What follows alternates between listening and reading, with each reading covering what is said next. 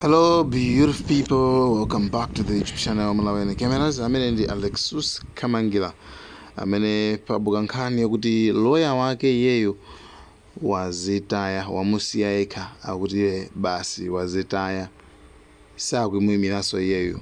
Lawyer sikuti wangochoka, komano walandira chiopsezo cha moyo wake komanso mwana wake. Ndiyebe akuopa mwina kuti atha kuchotsedwa. Mukudziwa kale zandale nzovuta nde nkhani zonse I think iyeyo ndi kulongoswa kumenanga longosole nkhani yonse waiyala kuyambira kumayambiriro mpaka na kumapeto. Ndiye timumvere Alexus Kamangira kuti watibweresa mazalano. Guys, thank you so much. Malawi Cameras. Thank you very much, everyone, for joining. I'm seeing very old friends, lawyers, and all that. That's great. I think I've seen some people join, people that never joined this live before, and I think it's it might come from a place of concern. I am very safe, and I'm going to be safe, and I'm going to be alive. I'm not going anywhere, whatever is going on in regards to the fight against corruption in the judiciary is a manifestation of a dying horse, and I think that's a very important takeaway to this conversation.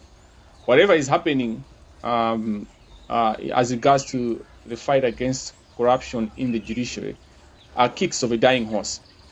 They're not going to be rational actions, and those actions are not done. As we speak, they are acting, they are doing things, they are planning, and they are executing. They are making attempts to execute some of the actions, and they are not going to be rational because they are panicking. And so that's the one of the takeaways from this conversation. I wanted us to have a catch up on what's going on. Obviously, the heart of the conversation, the main item of this live is to discuss and just to mention on security and the risk that has been posed to my legal team, leading to the first of the litigation, Mr. Gift Diximore, to cease representing me. Now, I'll get to that. And obviously, I should warn that the conversation might not be that detailed because we are talking about security. So, you bear with me. But I just have to explain that for people that might not appreciate the importance of being careful when you discuss protection. Chimene tikunena nchonena kunena kuti mkumano wa lero zikuoneka kunena kuti ndaona nkhope zina zimene sinazionepo, andi mwina anthu ena ali ndi chidwi chofuna kuona kuti kodi m'bale wathu ali bwanji, munthu ali bwanji. Ine ndili bwino ndipo sinakhalepo bwino kuposera amene ndili pano chifukwa china chilichonse chimene chakhala chikuchitika kuyambira mu September.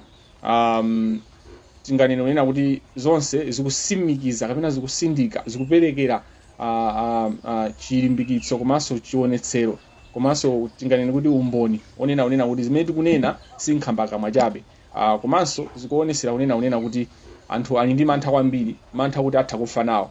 And this is not a joke. Zimene tikunena zisikuti ndi ngosewera. Anthu amene akhala kusokoneza chilungamo m'makhoti, majaji, maloya ali ndi mantha, ndipo manthawo ake ndi akulu kunena kuti atha kufa nawo manthawo. And ngati sakufuna kulapa, sakufuna kusintha, ngati adapitirize kupanga machineni ganzawo kapena kuti kupanga ziwembu zimene akupangazo, afa ali ndithu, ndipo safa ndi mantha koma afa ndi ntchito zawozo zimene zikuchitikazo. Choyambirira nchonena kunena kuti tiyambe September, tayamba kukamba zonena kunena kuti ku judiciary kwaola kwambiri ndipo kakhala kukuola.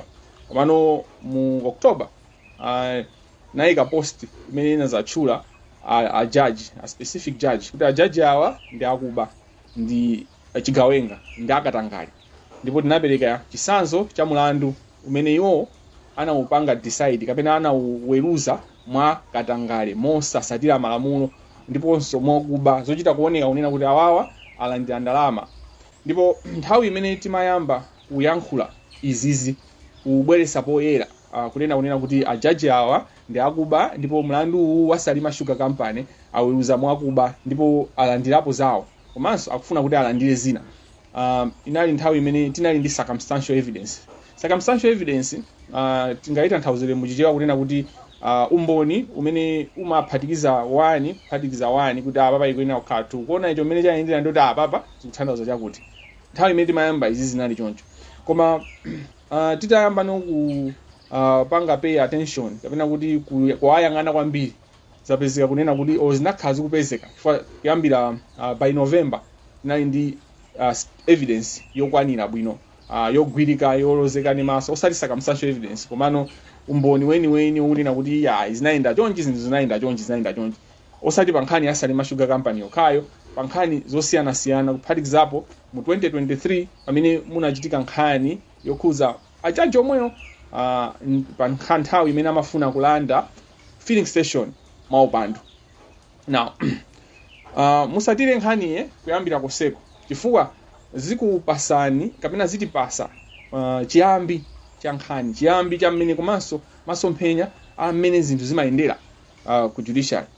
Nthawi imene zimene zijazo zimayamba imene timayamba kumabwera poyera nkumanena kuti zinthu zitu zikuyenda chonchi, anthu atu asatiname, ili ndi bodza, this is corruption. Their only prayer was kunena kuti zimene zijazo zikhala zakakanthawi imene zimakhalira ku Malawi. Nkhani imayamba imabeba 1 week imakhala yatha. Iwo sankaziwa maplani athu, ankaona ngati kuti nkhani ija ilongozedwa basi tiyankhula kenako basi zizizira. Sinankhala Malawi sitimapanga pay attention, sitimayika chidwi pa zinthu zofunikira, zinthu zimene zingasinthe miyoyo ya ife, ya ana athu ndi ana awo, sitimapanga pay attention. We want to pay attention on things that are useless. When a woman is on camera, she's naked, or a man is naked, or there's chaos, people are fighting. Those are the things that we pay attention when it comes to social media and all that interaction. And so linali ganizo lao kapena linali chiyembekezo chao komanso they were believing that the fight against corruption in the judiciary was just one of those where a lawyer by the name Alexius Kamangira was just frustrated. He was just going through a moment of frustration. So you air out atopa intamsiena amene atopa. Then when they realize that this issue is actually gaining ground, especially when the public joined the movement, especially following our response to their demand letter. So the mistake the judge did was to write a demand letter. Ndikupasani background iyi kuti mumvetse kuti tafika bwanji ponena kuti Mr. Gift Chimowa, Bambo Gift Chimowa, amene ali aloya kuti apezeke kuti alandira chiopsezo pa moyo wawo komanso pa moyo wa banja lawo. Ndikupasani background imene. So tikaona pamene iwo aja anapanga mistake yolemba demand letter. Now demand letter imene analemba ija kapena kuti kalata yoopseza kunena kuti mukutichula bwanji mukutichula mukufuna alilembe si choncho ngati tuba alishude si choncho, pamene analemba demand letter imene ijayo zinazonena kuti they were hoping or they thought I'll be ndiopa, ndikhala ndi mantha komanso sikuti zimene zimachitika sizokhazicha ndimalimbidwa mafoni majaji maloya panana anthu ambiri amene ankandimbira foni kuphatikizapo zigawenga zawo zimene amazidalira zinali zikundimbira foni.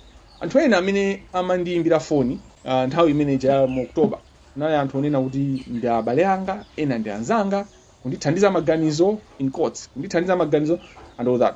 Koma nditalingalira bwinobwino komanso nditapanga kafukufuku kuzera ndi anthu amene amaziwa za malamulo komanso kundilangiza tinaona unena kuti panalibe nkhani pamene paja ndipo pamene tinazayankha unena kuti please sue. Now what happened when we say please sue, it went viral. Please sue went viral. Now anthu amene amakhala onena kunena kuti akubandalama boma, anthu amene amakhala kuti akupondereza anthu, there are people that are addicted to fame and popularity and umva bwino udolo kufinika udolo. Now when that happened, it embarrassed them and it like the influence. So the people that usually still ndalama kubandalama mboma kaya kubandalama kaya kusokoneza chilungamo makotimu cha influence is very important. Ndalama ija chimene chimapasa iwo aja ndi influence kuti akhale influential. So when something like that happened to them, that was the first defeat that they faced was to be told, please sue, proceed and sue. They never saw that coming. Now, suing me was the mistake. If you have any lawyer who is worthy their name, you should ask them what that did. It was wrong for the judge to sue me because he's a judge, he's a public officer. The law is very clear when it comes to defamation and the tests that is there for judges. Even if I had talked about a judge who is not corrupt, but for them to prove what I did was defamation for a judge, the test is just so huge. And also for me as a human rights advocate who speaks on things that concern people, the law is very clear as regards to that. Now, you see, this now is at the heart now on a judge that there's multiple cases, maybe 100 cases where you can see evidence of corruption. And beyond that, his lifestyle against what he makes. There's so much, the anthu okuba ku Malawi, zigawenga za ku Malawi zimapanga zinthu mosayang'anira. And chifukwa chake nchonena kunena kuti saonapo kuti ku Malawi malamulo angasatidwe kapena anthu angavomereze malamulo. Kapena kuti pali chiopsezo icho sinankha amaona unena kuti ku Malawi basi kunoko ndi kumpanje basi. People look, they don't see a day. They never saw a day where someone can challenge them. The way they have been challenged the last 5 months. Now, the point where they received the letter, iniyo jonde pitani mukasume ndipo thamangani kasumeni anapsya mtima and anapanga izi chifukwa cha kupsya mtima ukasuma muja. Komano atasuma muja, they were still hoping. So the hope was not done. They were still hoping kunena kuti apanga njira zosiyana kuti andi opyeze, apanga njira zosiyana kuti andimalize, apanga njira zosiyana kuti andipweteke. In fact, before they went for a civil suit, they went to court, to police, to complain for a criminal libel. Kunena kuti munthu kalemba chinthu chimene wina akuoneka kuti wavulazidwa mu character yake kapena mu reputation yake, imatha kukhala mulandu wa upandu kapena kuti wapanga za upandu, choncho imakhala criminal case. When they did that, the system rejected to arrest me. There was a day that the whole day I was waiting for the police to arrest me. I had planned everything. I had put my things in order, waiting for the arrest. But the system rejected my arrest. Now, from the beginning, I had information that was legit, that was valid. But then that was the time nkhani isana bebe. Chifatu chimene chimachitika when it comes to Malawi, komanso even in Kenya, when you see movements, even when you saw the uprising in the Arabic world, it's about chimene chichochepa chimene chimatha kubweretsa change, chimene chimatha kubweretsa chaos ya nthawi yambirimbiri kapena ya zaka zambirimbiri. Nde chinthu chija chikakhala kuti chakolera, chikangoyamba kukolera, mwina tiuze chichewa chimenecho, chimapasa chinthu chimene chinakakhala mwina kupangidwa resolve mochepa kapena kuti mosavuta kapena kuti chinakangopangidwa ignore, chinapasidwa no legitimacy, and it was given, it was put on record. The issue was taken out of informal sector, on informal platform, malo anchezo Facebook, nkubweresedwa mu court. At that juncture, nkhani ija sinaliso yonena kuti akamangira angobwebwetuka, because now the issue has gone to court. Now, let's move away from the court and have a conversation on what has transpired. Kuti zinthu zomweso ndichula zinthu zokhazo zimene zitapangidwe connect ndi security, kuti mupange connect kuti security risk, the breach that council has come out and written the Malawi Law Society to say ineyo moyo wanga uli pa chiopsezo, andibera zinthu zanga, for example computer ndi file ya akamangira, ndikuona unena kuti moyo wanga uli pa chiopsezo choncho, ndikusiya kwa imene akamangira. Muziwe kunena kuti nkhani chaita yamba panachitika chani kodi Malawi Law Society analemba kalata. Ndikakubweza mbuyo, Malawi Law Society in summary amanena kuti nkhani imene akamba akamangira ife takhati kuikamba, ndipo talemberaponso a Chief Justice za madandaulo okuza a judge amenewo. Komanso ma institutions ena, anthu ena, magulu ena apezeka kuti apezeka kunena kuti adandaulapo kwa Chief Justice, ndipo ife ndipo ifeyo anthu ena akundiyankhula, akundiyimbira mafoni komanso akunditumizira message. The problem with this issue kapena kuti when you're doing this work, it's a work that is unpaid, but it's a work that you are there throughout. You're doing the work throughout. Umakhala kuti usiku munthu akuyimbira, kaya masana munthu akuyimbira, kaya meeting ina, kaya in class, kaya kutani amakuyimbira anthu kukuuza information. So you also have to always be alert. So I just wanted to explain the distraction there. It's a distraction from a good place.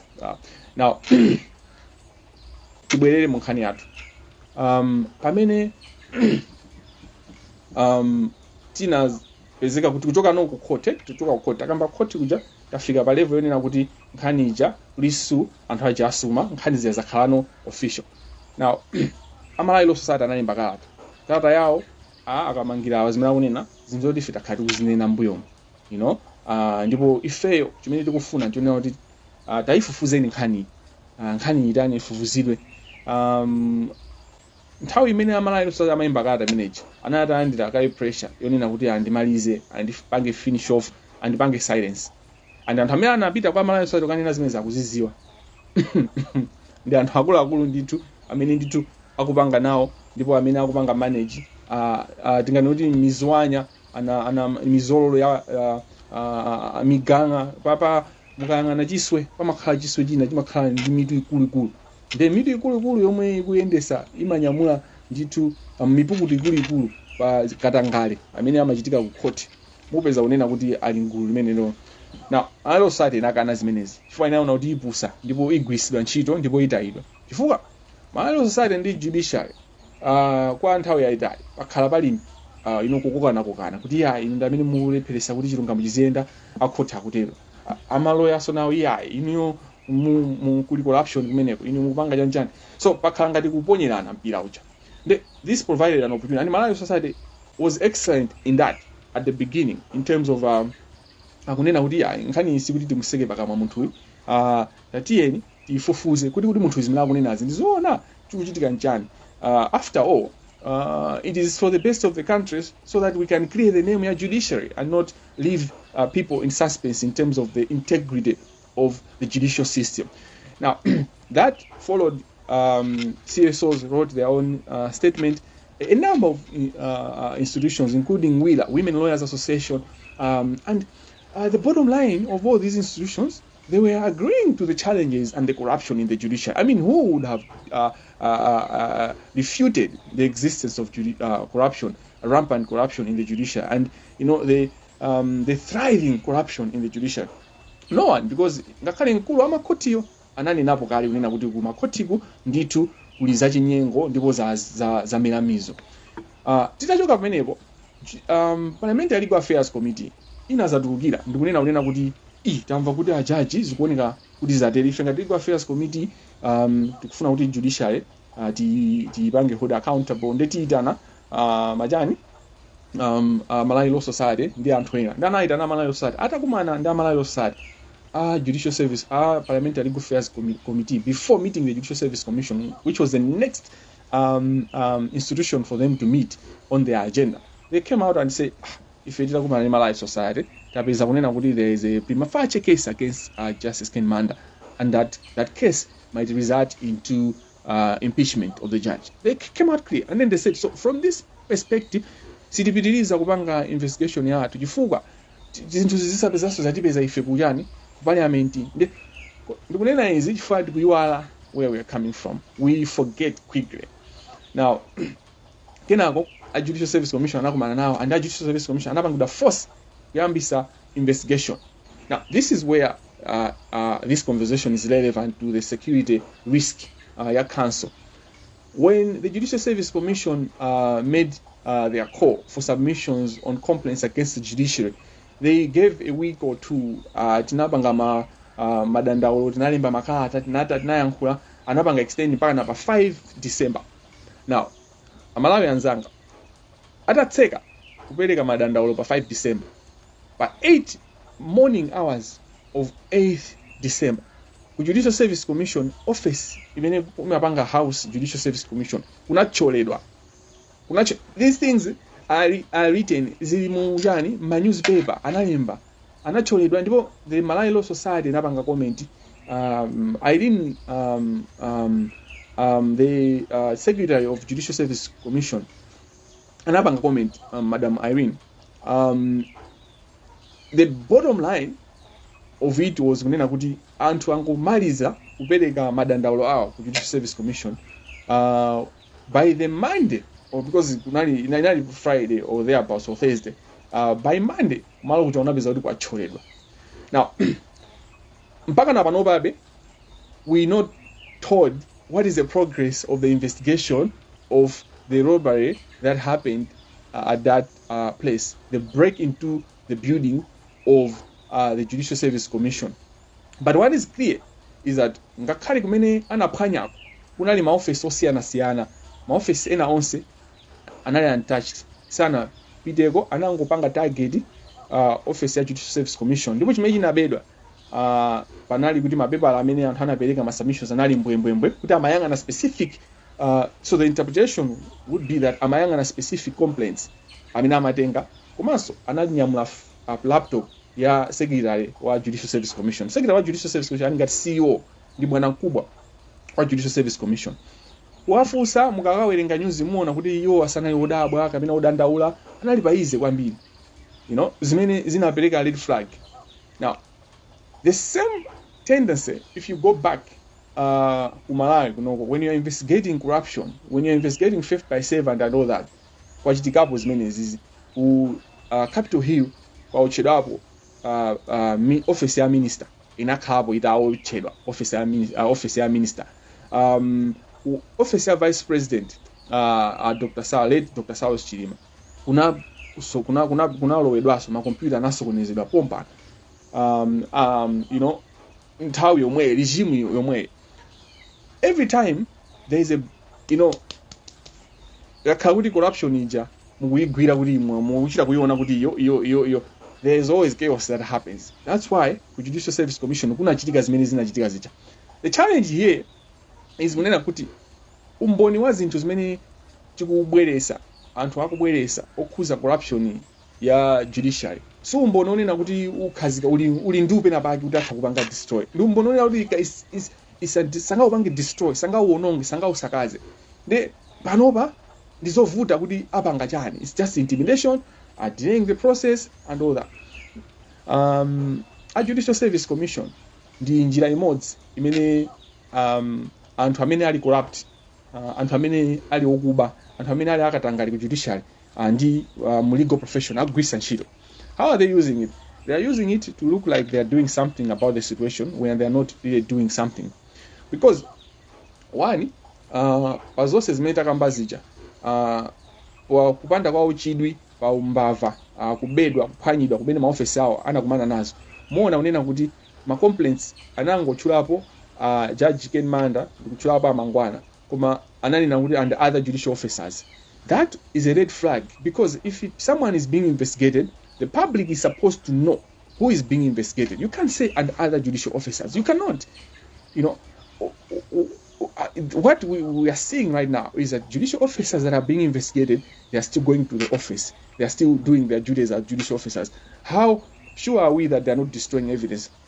How sure are we that muntu wa mboma, amene ali a junior officer akangoganizidwa china chake, amampanga interdict, amamusia, what more a judge that has to decide, that has to ensure that justice is being done, not just being done, but should also be seen to be done according to the principle of the pursuit of justice. What more mutotero ziteka bwanji kunena kuti a judge or a magistrate amene akufufuzidwa akupitabe ku court kumaka weruzabe milandu ya anthu, munthu yemweyo akufufuzidwa. So my point is kunena kuti zonse zimene zikuchitikazi pali umboni oonesa ogwirika, oonesa kunena kuti anthuwa akufuna kusokoneza chilungamo, koma chimene chingakupase chilimbikiso chonena kuti zonsezi it's something that we already calculated. is something that we are steps ahead of them. So we know exactly what next steps to do and what next to be done. Now, the other point that is very important before I zero in on what has transpired on Mr. Gift Dicjimo is that on 13th October, while I was in Malawi, there was an attempt on my life. I've made this known. There hasn't been any interest in the security authorities to investigate that. On the 14th, I've learned from reliable information that there was an attempt to put something in my bag, to put drugs in my bag by officials of immigration from a senior immigration officer. Obviously, at this time, I had no idea how risky it is for a person like me to travel with bags that are being checked in. Now, of course, I've gotten the proper training. I can't travel with bags that are being checked in because this is not a new thing. People do that. They put in drugs in your bag so that then they can make all those kind of allegations against you. But the Lord, Mulungu anamenya nkhondo ife tisakuziwa. Zina nkhondo zimawinidwa as we speak. Nkhondo zimawinidwa even if osaziwa kuti kwamenyedwa nkhondo. Chachitatu, pakhala ma threat osiyana kwa ineyo obwera direct osati sizozungulira obwera direct ndapangapo complain ndalembera Inspector General of Police Inspector General of Police amayi Yotam ndi munthu onena kuti ine ndimayankhula naye on a personal basis. I used to speak to her even after she was the Inspector General. Someone I spoke on a personal basis, and I informed her, and so she knows my legitimacy. She knows who I am. She knows I'm not I'm not a random person. I'm not a person that is delusioned that I can make unsubstantiated claims and all that. So I'm giving you this background so that you can see that this is not an isolated event or occurrence. I have written the police on specific individuals, a specific individual that threatened me directly, Agape Kombe. And this is on record. On 1st December, I wrote the Malawi Police Service. They should investigate. This guy, I gave them evidence of the threats that he gave me. They have not come back to me, and they haven't said anything up to now. So the happenings achinakhomba aweti ndi anthu onena kunena kuti ndizigawenga za useless. So muzigawenga zimakhala malevu right? Achinakhomba they are useless people, but zigawenga zomwe zosauka ndizigawenga zoopsa kwambiri. A poor criminal is a very dangerous criminal because he's stupid. A poor criminal is stupid. He doesn't do things rationally. They destroy where they don't need to destroy. But many criminal ena amakhala ndi ration kuti asono munthu ufuna timpweteke chifukwa chake. Moses made mafuna atatenga. They ration like that. But a poor criminal is stupid that he comes into your house, he takes whatever he wants. Even ukantengera zinthu zimene iye samaziwa kuti zilipo ukumpasa.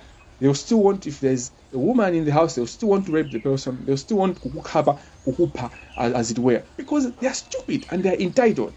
And that's why the regime that we're dealing with, the government, it has to be careful.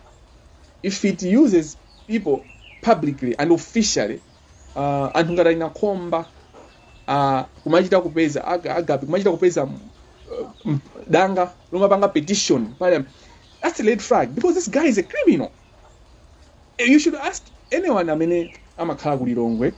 He's a criminal who is poor. So a poor criminal is dangerous. Ni munthu onena kuti kunyumba ya rent amakanika kulipira ya rent. He's a poor person. Now, when you mention him, people amene akumuziwa, they would quickly dismiss you that mukulimbana ndi uyu ndiopanda ntchito and all that. That's where you miss it.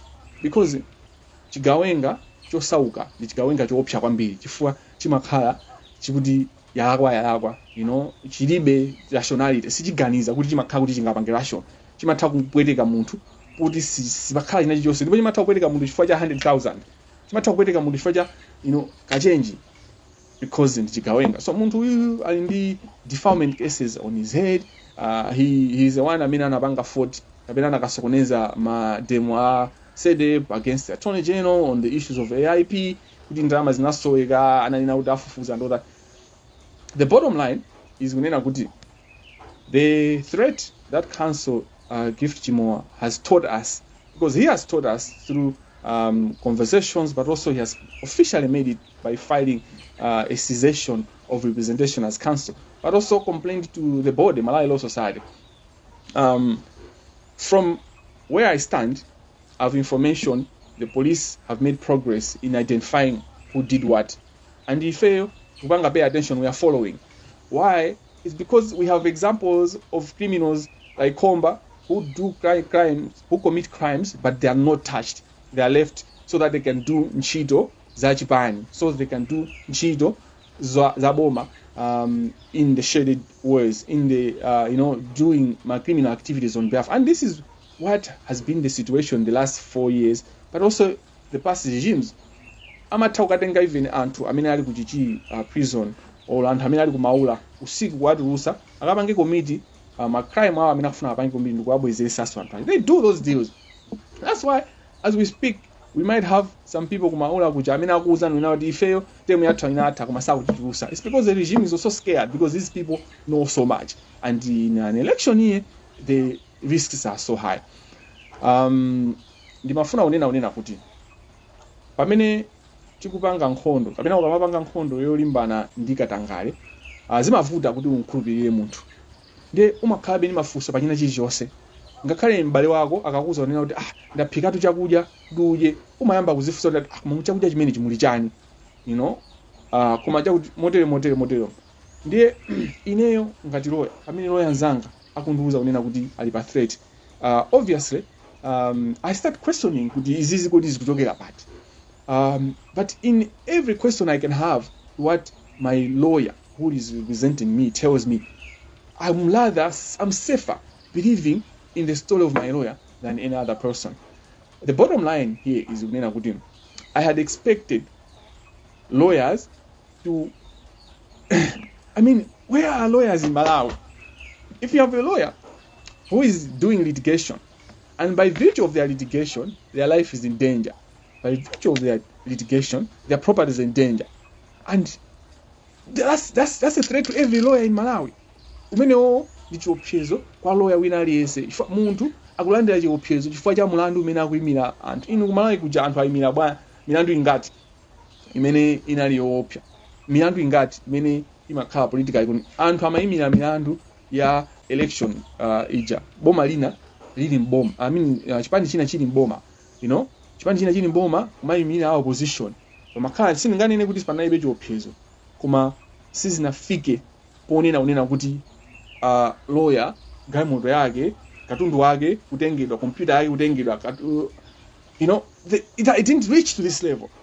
I want you to understand the extent of this. And we have lawyers, and it's not just about Malawi Law Society executive, it's every lawyer as an individual. This is a threat to every lawyer, because it means Antu, my lawyer, sali safe.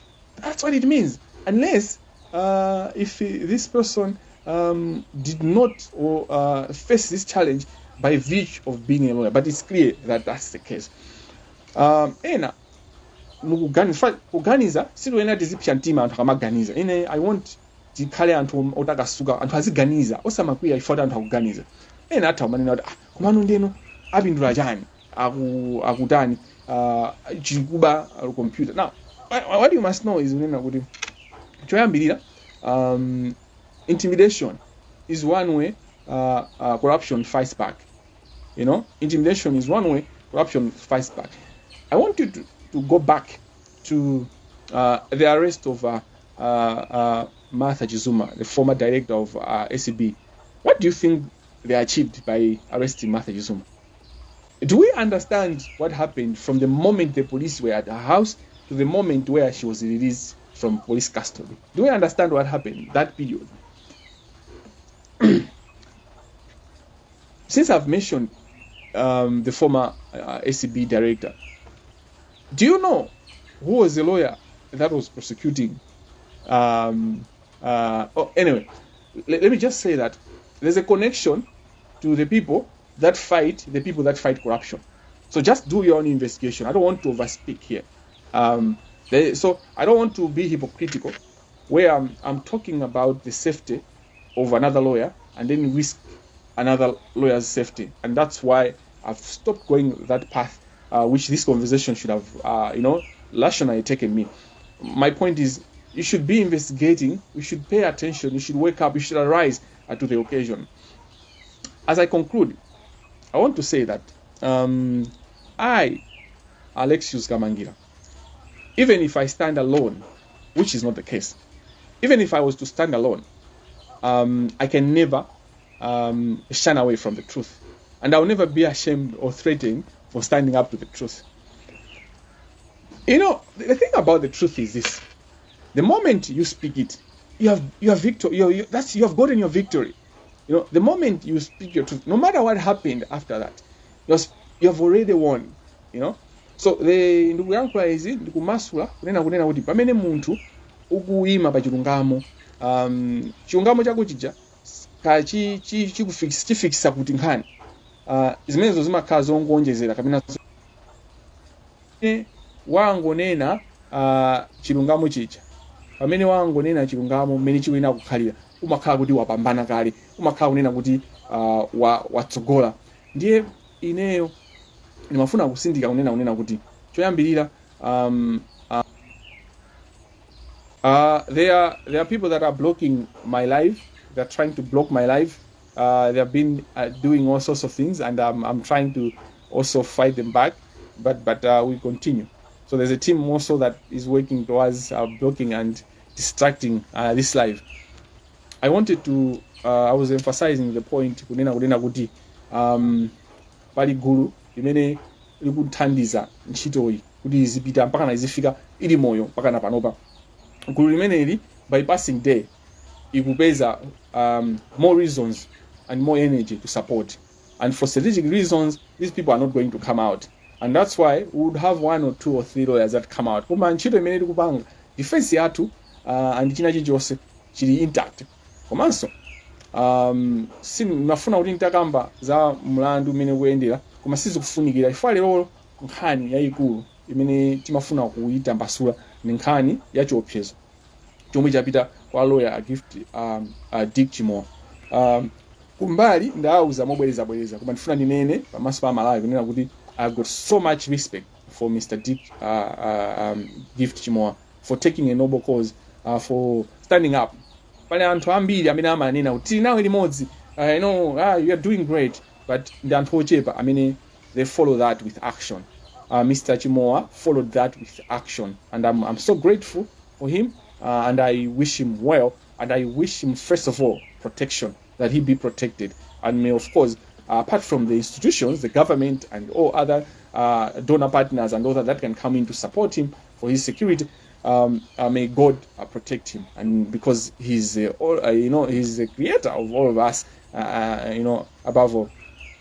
As I conclude, I want to emphasize this point that Ntawi Yoma Oba is gone, and the next steps that are going to be taken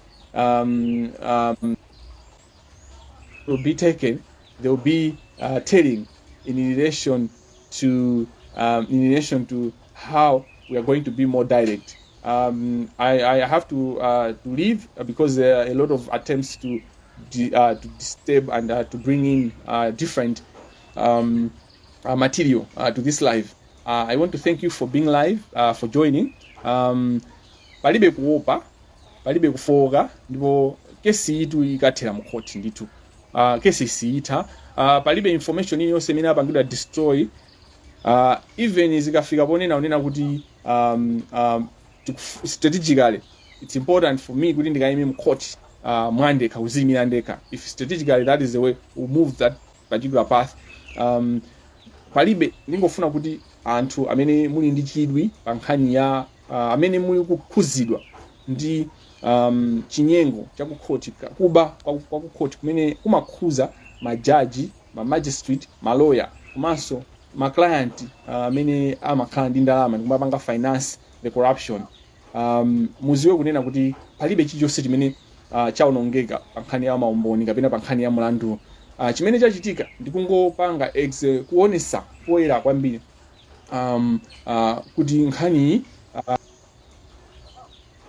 kugona anthu akukanika kudya ndipo akuyesesa kuti ayikeike masipana kuti nkhani isayende, koma nkhani iyenda ndipo tiyiona kumapito ake. Koma izi zofunika kunena kuti anthu amene akufuna kuthandiza ndipo anthu amene akufuna kuima aime, komanso anthu amene akufuna kuti sakhuze, it's fine because that's what history is about. History tells us not everyone stands up, and so over time, more painfully, we have come to accept and realize kunena kuti zimangofunika anthu ochepa chabe amene angamvese zinthu ndikuyendera limodzi. Ndithokoze anthu onse amene akugwira ntchito yosiyanasiyana, komanso kusogoloko muona ma events amene atachitike, zinthu zimene zitachitike, ndipo updates ake aziperekedwa pamene zinthu zapsa, osati kuti tikupanga plani chakuti chifukwa chionera zokuti tikuziwa mmene zinthu zikuyendera. Amene ali ndi kuthekera kokapanga nawo atendi meeting imene akupangisa president atafike kumene amene atalowe pa line, Mungu afunsa kunena kuti ngati boma lawo likupangapo chani pa nkhani ya katangale ya ku judiciary imene yamera mizu, ndipo imene ikuoneka kunena kuti ndiyofunika kusova pakadali pano osadikira chisankho chifukwa iwo ndi president. Ndi achinyamata amene atapeze kuti atatufusirako funso limeneli kunena kuti kodi iwo ngati president akutipo chani za umbava, kuba, katangale, chinyengo cha majaji, komanso akupangapo chani chifukwa at the end of the day we have a chief justice amene ali mtsogoleri wa judiciary, koma pamwamba pa chief justice palibe chani state president amene amakhala head wa ma branch onse aboma. Ndiye kulephera kwa chief justice, kulephera kumene kuso kupwetekesa kapena kuti kufikira president Dr. Lazarus Chakwera. Ndiye tatifusireni funso limeneli, atithokoze nonse ndipo musapetire ndipo osaopesera. Dziko la Malawi ndi lat onse. This is our country.